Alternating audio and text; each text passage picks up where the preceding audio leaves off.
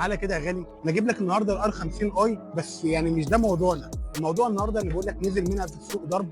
خلي بالك، ضرب الكرتونه بتاعتها مختلفه، شكل الكرتونه مختلف.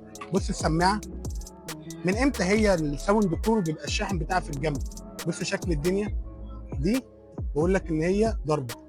طب الاصليه، تعالى بقى شوف بقى فرق الاصليه. بص مبدئيا العلبه بتاعتها عامله ازاي.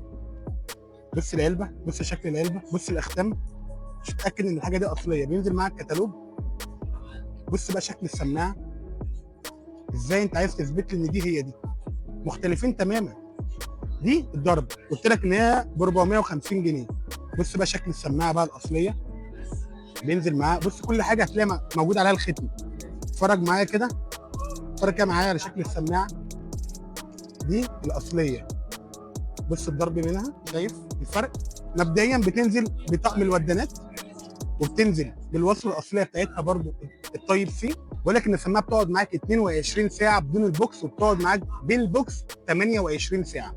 ضد الميه ووتر بروف. بتكلم معاك ان هي ب 700 جنيه. عنواننا فين بقى؟ عنواننا شارع العطار، مول الغول، محل 101. لو المشوار بعيد عليك ابعت لنا رساله نبعتها لك لحد البيت. مستني ايه؟ ابعت لنا رساله قبل ما العرض يخلص. ما تنساش تعمل لنا اللايك والفولو.